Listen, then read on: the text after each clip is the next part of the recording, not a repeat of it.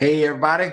Welcome to the Tuesday Night Cairo broadcast, sponsored by DE and Band of Brothers around the world. Hey, excited about our speaker tonight. He's been around chiropractic and around DE for a long time. We were just talking about how many years. It's just a long time. Jay is in practice in Hooksett, New Hampshire. Had to leave Rhode Island for political reasons and left Cincinnati, Ohio. Originally a Palmer grad from 36 years ago. Again, been coming to DE for a long time and just a great friend and a great principal chiropractor and a great soul. Before we bring on Jay Korsen, let's remind you that DE is January 29th through the February 1st. It's at the Perimeter Hotel in Atlanta, Georgia, and the room block ends January 15th. So don't wait till January 15th. Don't wait till New Year's Eve. Do it tonight to get it done and get it done and get registered, get ready for the next DE. It's going to be awesome again in Atlanta, January 29th to February 1st. Between now and then, plenty of time to get with your teams. Things going on you want to celebrate, share it with your teams. Things you need help with, ask. We're here for you. That's what this is all about. Monday night, you have the Band of Brothers call. Tuesday night, you have the Cairo broadcast. We have the breaths every morning. We're here to help you. We want to make sure that everybody's expressing the best of their potential, just like we want our patients to be doing the same thing. So, with no further ado, let's get it on with Dr. Jay Korsen.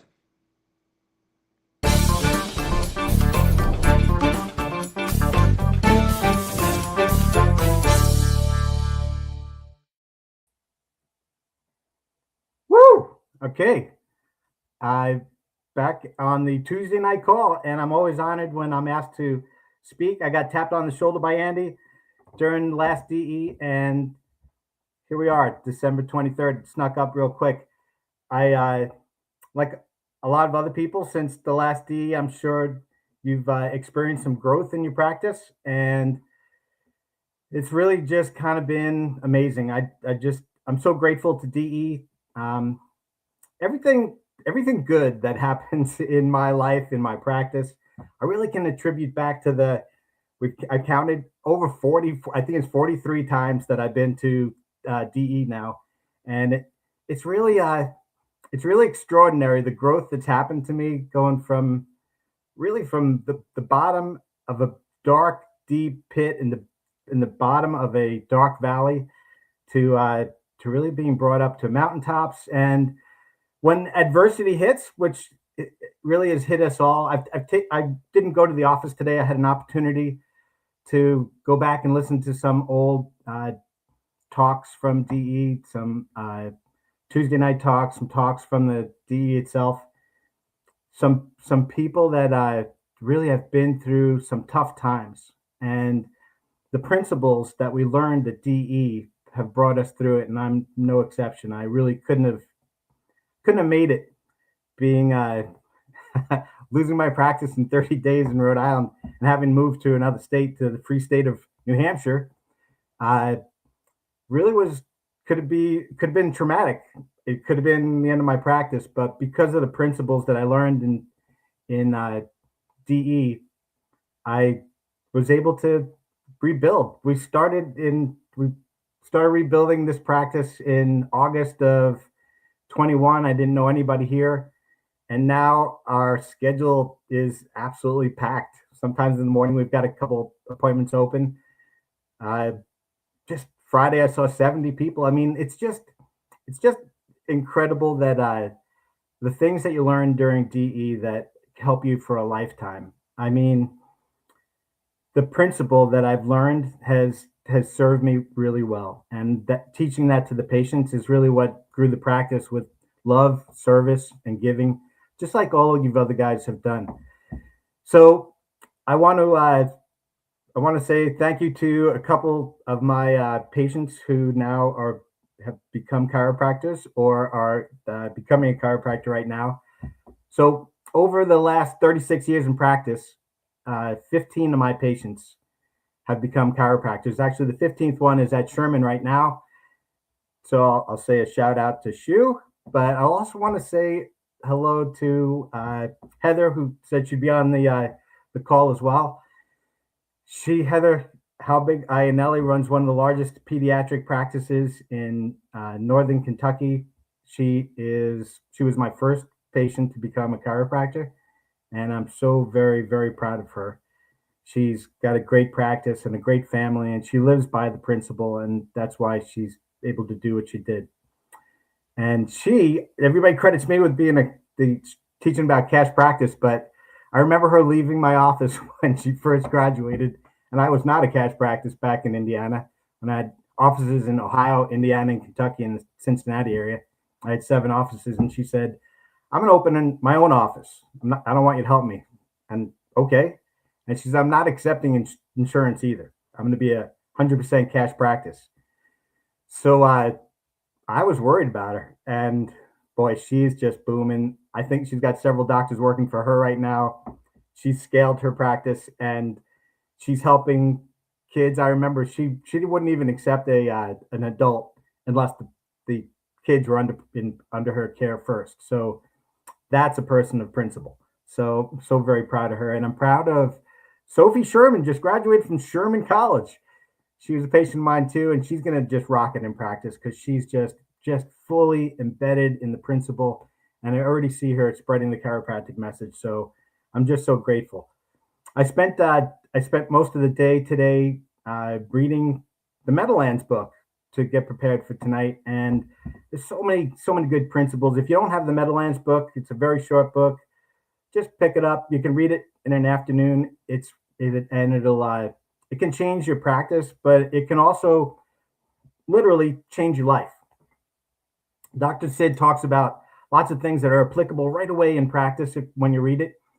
I particularly like the part where he talks about going for a walk on the beach. And when you go for a walk on the beach, you get that peaceful, wonderful feeling when you're not thinking about anything and just clear your mind and you hear the ocean and you're completely at peace. Maybe you're even walking with somebody that you care about, and that overwhelming feeling, you don't have to say a word, just that feeling of peace that flows through you. And if you're able to have that same peace and that same feeling when you go into your office, you begin to be able to see things that you weren't able to see before. You can see the things that are incongruent with the principle, and you can eliminate those and open up more space for patients to come in. You can see things that you're not doing that you should be doing and bring those in. And I've been able to, over the last 40 some odd times of going to DE, I've been able to get into that state very easily when I get into the office, where sort of nothing can shake you. Dr. Sid talks about this flowing through you, this state of peace coming through you, and like a river going through you. And you are that river, and you don't focus on the leaves and the things that fall into the river. You just focus on the peace and the flow through it that comes through you. So when you go in with that state and the first person comes in and they start telling you about their sciatica or their headache or all their symptoms that you're really just not, me personally, I'm just not interested in that. I can stand there with a smile and empathy and really truly love that person and let them talk for a minute or two before I tell them, "Hey, I've got a great idea. Why don't you get on the table and let's correct all the subluxations we find and see if your body can fix that." Where ordinarily, if you don't go in that state and somebody starts dumping on you right when you walk in the office, it can really throw you off for the rest of the day. And DE teaches you how to get in touch with that flow inside your body so that you can go in and things can come at you. All these negative things, these leaves can blow at you and they just don't affect you. And you can grow the practice that you love. Dr. Sid also talks about having a definite major purpose and a made up mind. It's so important. So the question becomes, what is your purpose when you go into the office? What are you there for? And I really believe that to run the best practice, the way I've done it is just by keeping it nice and simple. What's my purpose? My purpose is I go in and I detect and correct subluxations. I locate and correct vertebral subluxations. That's it. It's nice and simple. That's my purpose. It's and I have a made up mind about it too. I'm certain about it. In the Meadowlands book, Dr. Sid talks a little bit about if you're a Christian and someone tells you, someone's trying to convince you that Christ isn't real. I mean, how would you respond to that? I mean, it wouldn't phase you whatsoever if you know that Christ is your Savior and you're certain, you're absolutely certain about it. It wouldn't phase you if somebody said something negative about Jesus because you know it's not true. When you have that kind of made up mind about chiropractic and you know that chiropractic, that when the brain is fully connected to the 70 trillion cells in the body without any interference, that the body is able to function optimally. Nobody can convince you or tell you otherwise. And when you have that kind of certainty and you can have that in front of your patients, they also gain certainty and they also gain confidence. And you begin to see these miracles happen right in front of you. Not occasionally, but even on a daily basis. You begin to notice through that stream, you begin to notice all the miracles that are happening all the time around you. So stop saying in your office, I can't. Dr. Sid really hammers that in the Meadowlands. Stop saying that you can't. Start speaking positively to yourself. You can, you will, you must. I'm telling you, that makes all the difference. Your mindset makes all the difference in the office. And that was one of the things I really gleaned today from going over the Meadowlands book again. It was also interesting when he talked about chiropractors who say they can't treat X, Y, and Z. I can't treat cancer. I can't treat hemorrhoids. I can't treat, and you name any medical condition, and they say they can't treat it. And quite frankly, I don't believe you can treat it either, but I don't think that you should not accept a patient because of those conditions or symptoms. Whatever happened to the old phrase, accept all patients regardless of their condition or ability to pay? If you really have that in your heart and you're really doing that in your office, you're really fully embodying that and not coming up with some random list of things that you can't take care of, then that's where the miracles really start happening. You don't want to just have an office, or at least I don't want an office full of backaches and sciatica and headaches and you name it. I want people coming in once a week for the rest of their life until one of us dies. And if I die first, I want them to be able to find another chiropractor because they have the same confidence and enthusiasm about chiropractic as I had. So that was another really good part in the Meadowlands. And Dr. Sid also touches on the big idea. So the big, what is the big idea? Like, what is the big idea in chiropractic? I mean, I sort of said it about the brain fully connected to the body, but the big idea in chiropractic is that the body itself is self-healing and self-regulating. And the nervous system, free from interference, is able to heal itself.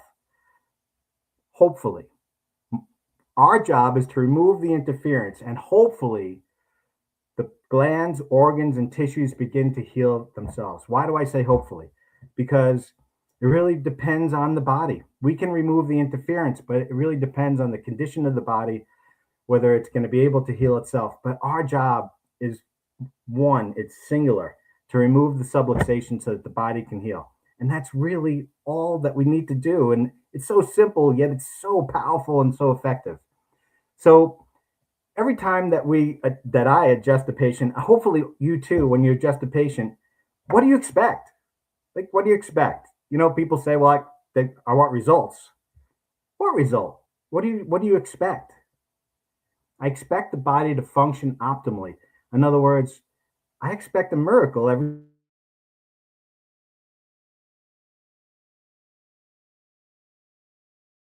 And I'm not that great. That you and your office tons of miracles, and I'm grateful to be in this kind of a group where people do still see miracles.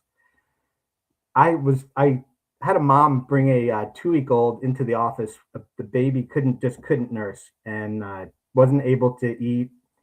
starting to lose weight, and the medical doctors were talking about tongue ties. They checked no tongue ties, looking for all these problems. The lactation nurses were telling her she's gonna have to start bottle feeding, that she couldn't breastfeed anymore. And they came into the office. The baby was about 2 weeks old, and I just palpated that little precious little girl, and I just gave a small little adjustment to her C1 on the right. And the mom, I turned the light off in the exam room, and I said, go in there and try to nurse her. And she comes out in tears. The baby was able to latch on. She saw the baby's tongue for the first time. That was interesting what she said. The baby was able to put her tongue out for the first time. And we thought we had it solved. And then the next night, she came back. The baby couldn't nurse again. And I adjusted her, and she went in the exam room, and you know what happened. The baby was able to nurse. And then the third night, and the third day in a row, and she gets home, maybe nursed a couple of times, but then she couldn't nurse again anymore. Brought the baby back. The fourth time, she brought the baby back, and she basically said, can I have a key to your office? I think the baby's only going to nurse in your office. And so I said, you know what, this time we're going to adjust the baby, but you never have given me an opportunity to adjust you. We are going to correct your atlas. We're going to adjust the very top of your neck, clear that, and then you're going to go back to the exam room. And sure enough, baby nursed again, except this time, 3 days later, I get a picture from her husband of the baby nursing, and the baby is fine. So, you know, the miracles, that's just one of the many wonderful, really wonderful things that we've been able to see lately. And like I said, I'm sure that you guys are seeing it too, but isn't it nice to know that we're all experiencing, because we have the same idea, fixed day, we have the same principles, we have the same big idea that we share, and it works every time, just like dropping keys. So everybody, I don't like always talking about cash practices, but I have been getting so many calls. So I wrote that silly book, and honestly, everything in here, I stole it from DE. Everything in here, everything about running a practice, about love and giving, serving, which is really what that book is about, keeping it simple, really came from DE. But I do want to thank DE, because the first couple copies of first couple of years I sold this, it did pay for a year of my son's college. So thank you. If any of my DE brothers and sisters, if you're in a position, if you're a student, or if you're in a position where you can't afford the $40 or whatever this book costs on Amazon, please email me or message me on Facebook. I'll be glad to get you a copy of it. I wouldn't charge you a penny for it. I want everybody to have access to it. It has my heart and my soul in it, and it teaches people how to run a cash practice. But lately, like I said, I've been getting a lot of calls. I guess insurance I haven't dealt with insurance since 2008. So when I had my run-in with Blue Cross Blue Shield, if you know the story, they accused me of fraud, spent 5 years in federal court with them. And at the end, they said they were sorry. They were really sorry. They said they were sorry 1.65 million times. My attorney took 1.5 million I'm sorry's, but in the end they lost. And kind of that book was the result of it, because I learned how to run a cash practice, and I just wanted to share it with the profession, and mostly with DE, where I learned all that, how to do it. So I want to go over that a little bit tonight. I don't want to go too long, but I do want to just give you the very basics on how to. Thanks for saying you expect miracles. I love miracles too. Just the basics on how to convert to 100% cash practice, which you can do legally and ethically, and it's a really wonderful way to practice. I just want to remind you, you don't need permission from a third party or some health insurance to locate and correct vertebral subluxations and to see miracles. This is the way to free yourself by running 100% cash practice. And there's no reason to accept insurance anymore. It's just absolutely ridiculous. So I keep hearing people saying that the insurance reimbursements are lower and there's more hoops to jump through. Just get out of there. Get out of that system. So I'm just going to read real quick the last email that I got just yesterday. This was a letter from a chiropractor to me.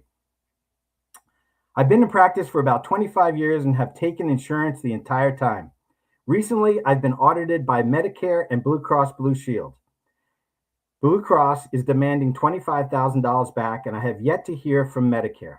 I see the writing on the wall, and I'm so sick of dealing with the symptoms, progress based on pain and outcome assessments. I did all the work, and Blue Cross still wants money back. So I've decided to do what I should have done years ago, become a cash practice. However, I can't lie, it scares me. I get paid well, but I can't live like this anymore. Any recommendations on how to get my cash practice started and where to get good chiropractic philosophy? And I hope that this doc is listening. If he watches this on the chiropractic cash only practice page, yeah, you can get good philosophy at Dynamic Essentials and by reading the green books. But there's an easy way to convert to a cash practice, and it doesn't have to be painful. So there are 11 steps, and I'm going to go over them quickly just to switch to a cash practice. And then if there are specific questions, contact me on the Facebook page, and I'll answer any specific questions. But number one, write down the pros and cons. Write down the pros and cons for accepting insurance. Write down the pros and cons for not having to accept insurance, for doing cash. I bet you're going to find the longest list under running a cash practice. That's number one. Two, keep calm and pick a date. A date is powerful when you put a date that you're going to make the conversion, when you're going to switch. I don't suggest you do it overnight on a Tuesday afternoon like I did, but give yourself a little time to make the switch. But writing that date down is powerful. That's number two. Number three, get lean. Cash practices work because you have a low overhead. You don't have to charge an extraordinary amount of money. Although I think I'm actually collecting more per visit as a cash practice than a lot of you are collecting on insurance per visit. So, and I'm very, very transparent. All my fees and everything I do is right on my website. So if you want to check it out, www.brightlightnh.com. All my fees are on there. The new patient orientation, which we'll get to, everything is very transparent. There's nothing I'm hiding. I want to share it all so other people can have as much joy in practice as I have. Number four, get strong on your philosophy, your why. It's true. It's not as important what you do as why you do it. What's your motivation to switch to a cash practice? Why are you a chiropractor? Why are you doing what you do? And can you tell your patients, can you communicate that well? That's going to be a big factor in a cash practice. When people aren't coming in because they're in their insurance, they're coming in because they trust you and they have confidence in you. Number five, have a single mission, the dynamic essential. Once you have become centered on your major purpose, the very power of your presence will prevail and success will follow. I promise that is true. Become centered on a single mission. Number six, get specific, measurable, attainable, relevant, and time-bound goals. Those are SMART goals. Specific, measurable, attainable, relevant, and time-bound goals. Here's a good goal. Grow at 10% a month. I'm going to tell you, there's a thing in the Japanese word for kaizen, which means for continuous improvement. It reflects the idea that small, consistent improvements applied daily lead to a lasting excellence in every area of your life and work. How about this? How about instead of trying to double your practice, how about you increase by just 10% a month? It's called compound growth. It's just like compound interest, putting your money away, which you guys, if you're young, you need to do that right away. You need to start putting 10% of your income away so that you can retire. And you have plenty of money in the bank if you want to retire, like I've got. But it was just simple, just 10% of the money that we collected since we started.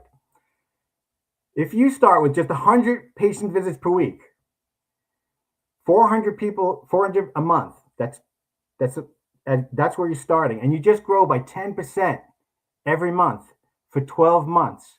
The math is staggering. It compounds as you go. So after just 12 months of just growing 10%, you'll have 1,255 patient visits per month and 314 patient visits per week. That's staggering. Just 10%. If you're seeing 100, you just need to see 110 next month, 110 next week. That's it. That's all you need. All right. Number 7, write to all the insurance companies and tell them the great news. You're no longer going to be taking their money because you don't need it, because you're going to be doing better and you're not going to have as much stress having to jump through their hoops and take those crazy notes that I see people doing insurance taking. It doesn't mean you're not going to have to take notes. You're going to have to take notes, but much, much simpler than what you're doing to jump through those insurance hoops. Number 8, set your fees and have options.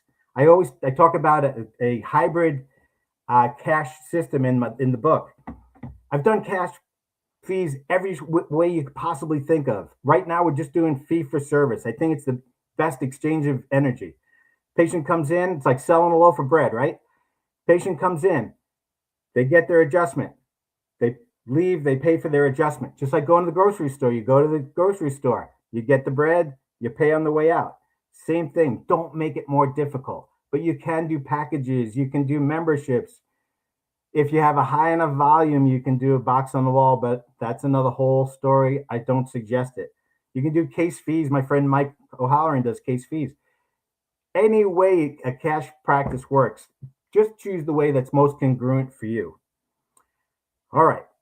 Number 9, visualize your practice of your dreams. Is it 200 a week? Is it 300, 400? Is it 500 like Dr. Sid used to talk about? What you can conceive and believe, you can achieve.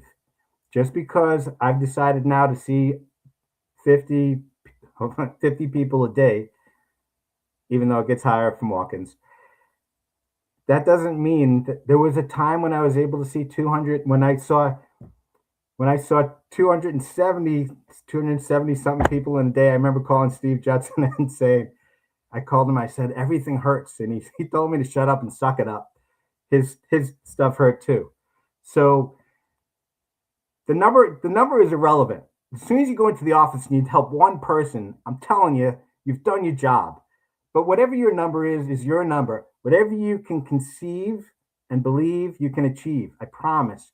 Even if you're only seeing 100 people a week right now, you can see 500 equally as easily. It's just a mindset. So visualize the practice of your dreams. Number 10, find a mentor or pay a coach big bucks. Listen, to put up with the whining that I hear, I should have charged people to mentor them all these years, but find a mentor. DE's full of them. You've got these 4 teams. Call somebody on your team, your blue team, your green team, your purple team. I probably forgot a team. Somebody will remind me, I'm sure, in the comments. Call them. It's free. We mentor each other because we're building each other up. Because if we build each other up, we can help more people and we can change the health of this planet. Which leads me to the last thing, which is make sure you're doing an orientation. You need to do a mandatory chiropractic orientation class. The most important thing we do is the orientation, not the adjustment. The education is more important. Unless you want this revolving door practice, you need to teach people and educate them so that they know what you know, so that they can go out and tell other people, so your practice can continue to grow until the point like my practice was in Rhode Island. I just couldn't accept new patients since 2000, from 2017 until 21 or 20 when we closed it down. It was just unfair to the regular patients because they had to book 3 weeks out because that's how busy we were because of the orientation. People are literally dying because they don't know what we do.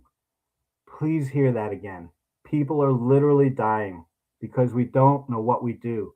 And that's what a chiropractic orientation does. It teaches them what we do. Chiropractic's a tool, and it teaches them how to use that tool. There are 444,000 deaths per year in America from preventable medical errors. Divide that by an average of 500 people per 747 jumbo jet. Listen up. That's 880 jumbo jets full of people crashing into the earth with no survivors every year because we haven't told the chiropractic story. That's how important the orientation is. Oh my God, I must be too high on my estrogen because I want to cry just thinking about that. 440,000 deaths because we won't open our mouth and give a chiropractic orientation to show these people how to reconnect their brain to the 70 trillion cells in their body so that their body has the best chance of functioning optimally and not needing to be part of that statistic.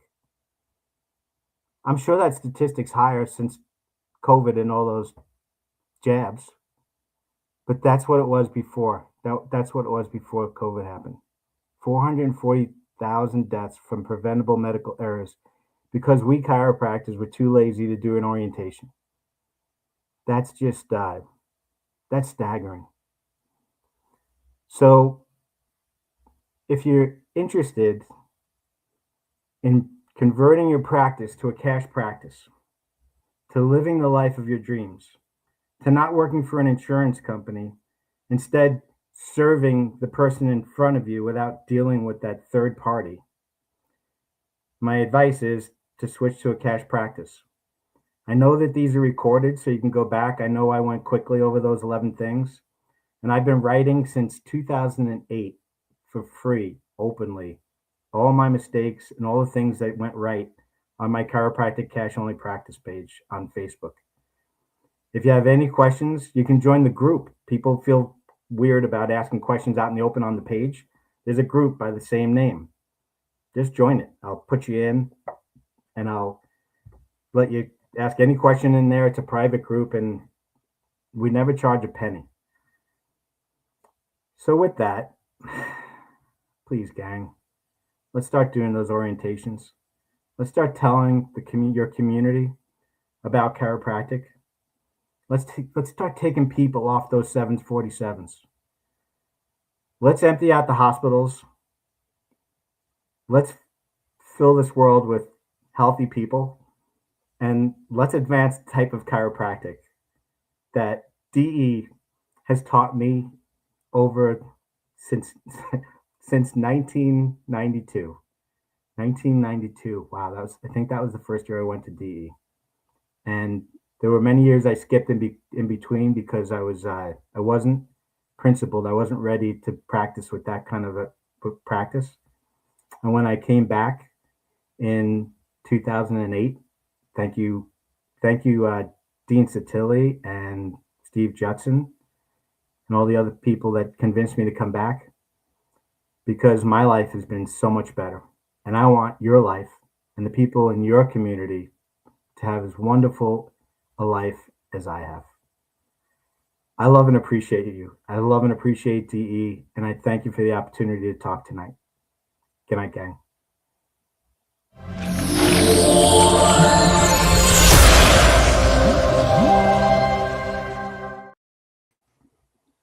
I'm sure I can speak for everybody who's listening and going to be watching the recording later. We love and appreciate you, my friend. That was very, very good. Thank you. Hey, listen, very simple, 10% a month. I mean, that's so simple. And, you know, it's really not hard. I just wrote down the math for my associate. I was like, okay, it's really, really simple. And you know, if he did that, he would over double his practice, you know, in a year. So it's very, very simple. Not easy, but simple, right? Yeah. Big there, and be convicted to it and be strong. Hey, listen, man, I appreciate you. I know we're running a little bit long, but this was a beautiful, awesome way to end the year, because I believe that, yeah, we've got one more for the year. But I want to wish everybody who celebrates Merry Christmas. Thank you, Jay, for doing this. All of our DA brothers and sisters, Merry Christmas, Happy Hanukkah. Just great. Have a happy holidays, and we'll talk to y'all next week. Merry Christmas, and a shout out to my old Rhode Island band of brothers who are scattered around the country now. So love you guys. Love you, brother. Bye. Love you. Bye. All right, everybody.